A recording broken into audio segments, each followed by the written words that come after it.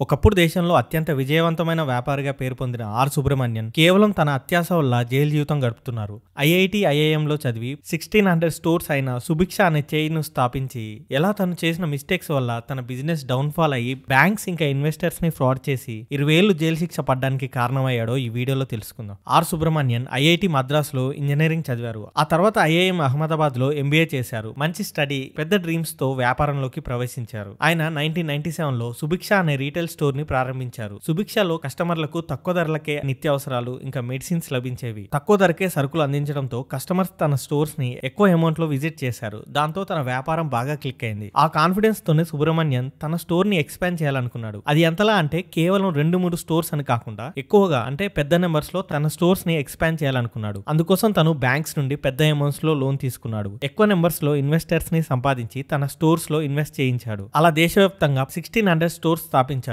అప్పట్లో సుభిక్ష వాల్యూ వచ్చి 2300 కోట్లు. దాంతో సుబ్రహ్మణ్యన్ బిజినెస్ ఐకాన్ గా మారారు. అయితే సుబ్రహ్మణ్యన్ ప్రాపర్ ప్లానింగ్ ఇంకా ఆ స్టోర్స్ ని రన్ చేయడానికి సరిపడే అమౌంట్ లేకుండా తన స్టోర్స్ ని ఎక్స్పాండ్ చేశారు. తక్కువ ధరకే సరుకులు అందించడంతో సుభిక్ష కేవలం చిన్న అమౌంట్ లో మాత్రమే ప్రాఫిట్ చేసింది. ఇంకా 1600 స్టోర్స్ అంటే అందులో పనిచేసే వారికి శాలరీస్ ఇవ్వడం, ఆ స్టోర్స్ రెంట్ కట్టాల్సి రావడం, ఇంకా తక్కువ ప్రాఫిట్స్ వల్ల సుభిక్ష బ్యాంక్స్ కి లోన్ కట్టడం కష్టంగా మారింది. దాంతో అప్పులు పెరిగిపోయాయి. కొన్ని స్టోర్స్ బ్యాడ్ లొకేషన్స్ లో ఉండడం వల్ల అనుకున్న కస్టమర్స్ రాలేదు. ఇంకా కొన్ని స్టోర్స్ కి డబ్బులు కట్టకపోవడంతో సరిపడ స్టాక్ ఉండేది కాదు. అలా సుభిక్ష స్టోర్స్ లాస్లు చూడడం స్టార్ట్ చేసింది. ఈ టైంలోనే సుబ్రహ్మణ్యన్ కి తన మైండ్ లో ఒక దురాశ పుట్టింది. తను ఫేక్ కంపెనీ సృష్టించాలనుకున్నాడు. వీటినే షెల్ కంపెనీ అంటారు. ఇది కేవలం పేపర్స్ మీద మాత్రమే ఉండేది. రియల్ గా కనపడిన ఒక ఫేక్ కంపెనీ. ఈ కంపెనీని ఎస్టాబ్లిష్ చేసినట్టు చూపించాడు. ఇన్వెస్టర్స్ అమౌంట్ అంతా అందులో పెట్టాడు. ఫేక్ కంపెనీని పెట్టడానికి తన ఉద్దేశం వచ్చి తను మనీని దాచాలనుకున్నాడు. ఫండ్స్ ని ఒక ప్లేస్ నుండి ఇంకో ప్లేస్ కి ఎవరికీ తెలియకుండా ట్రాన్స్ఫర్ చేయాలనుకోవడం, తప్పు ఖర్చులు చూపిస్తూ ట్యాక్సెస్ ని అవాయిడ్ చేయాలనుకున్నాడు.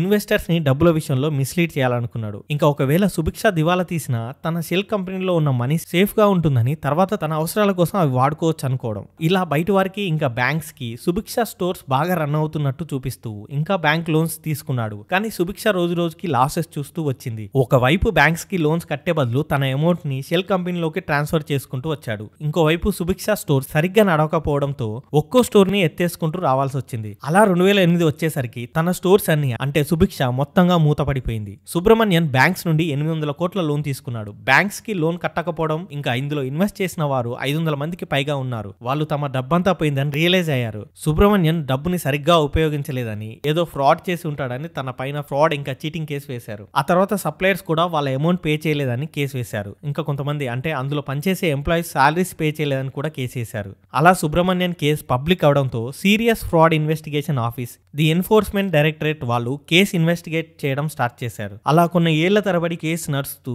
కోర్ట్ రివ్యూస్ ఇంకా ఎవిడెన్స్ తర్వాత సుబ్రహ్మణ్యన్ చేసిన ఫ్రాడ్ రుజువు అవడంతో 2024లో తనకి 20 ఏళ్ల జైలు శిక్షతో పాటు 9 కోట్ల జరిమానా విధిస్తూ లాస్ అయిన వారికి అమౌంట్ పే చేయాలని చెప్పింది. ఇలా అతను జైలు జీవితం గడుపుతున్నాడు. సుబ్రహ్మణ్యన్ సుభిక్షను ప్రారంభించి పెద్ద విజయాన్ని సాధించాడని అనిపించినా అతని తప్పుదారులు కంపెనీని కూల్చేశాయి. షెల్ కంపెనీలు అధిక అప్పులు ఇంకా నాణ్యమైన నిర్వహణ లేకపోవడం వల్ల బిజినెస్ పడిపోయింది. ఈ స్టోరీ నుండి మనం strong planning, ethical decision making, financial discipline, transparency ఇంకా ట్రస్ట్ చాలా అవసరమని అర్థమవుతుంది. ఈ వీడియో మీకు ఎలా అనిపించిందో కామెంట్ సెక్షన్ లో కామెంట్ చేయండి. ఇంకా ఈ వీడియోకి ఒక లైక్ చేయండి. అలాగే ఇంకా మరిన్ని వీడియోస్ కోసం మన ఛానల్ ను సబ్స్క్రైబ్ చేసుకోండి.